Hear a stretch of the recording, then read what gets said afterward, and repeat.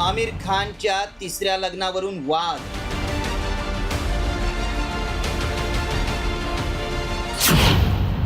Aamir Khan love जिहादचा brand ambassador. Nitesh राणेंचा आमिरवर लव्ह जिहादचा आरोप. बॉलिवूडचा मिस्टर परफेक्शनिस्ट पुन्हा एकदा वादाच्या भोवऱ्यात अडकलाय.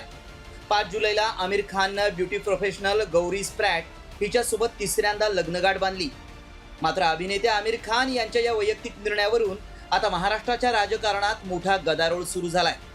भाजप आमदार आणि मंत्री नितेश राणे यांनी आमिरला थेट लव्ह जिहादचा ब्रँड अँबॅसेडर म्हटलंय, तर MIMच्या वारिस पठाण यांनी राणेंना यावरून जोरदार टोला लगावलाय.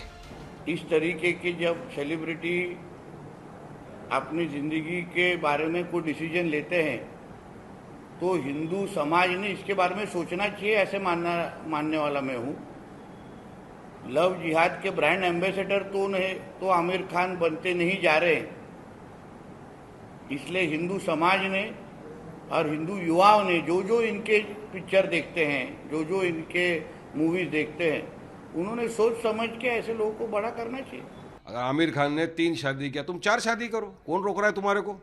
अरे भाई, कानून इजाज़त देता है कि इंसान अगर एक एज का हो गया वो शादी कर सकता है जाके. उसने शादी कर लिया और उनकी शादी में कौन कौन आए? उनकी पहली वाइफ आई, उनकी सेकंड वाइफ आई, उनका बेटा आया, बेटी आई, दामाद आया, बड़े देश के उद्योगपति गए, महाराष्ट्र के मंत्री वहाँ पे थे. किसी को आपत्ति नहीं है, किसी को ऑब्जेक्शन नहीं हुआ. बस इन्हीं के पेट में दर्द हो रहा है. भाई तुमको क्यों जलन हो रहा है? तुम करो ना, मगर इनको आमिर खान से नहीं, मुसलमान नाम लग गया ना, बस इनको जलन शुरू हो जाता है.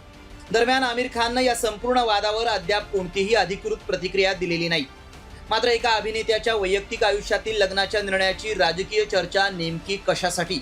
आधीच लव्ह जिहादच्या अनेक प्रकरणांवरून 2 समाजात तेढ निर्माण होत असताना आमिरच्या लग्नावरून समाजात तेढ निर्माण करणारी वक्तव्य करून नेमकं काय साध्य केलं जातंय, हा खरा प्रश्न आहे. रिपोर्ट साम TV न्यूज.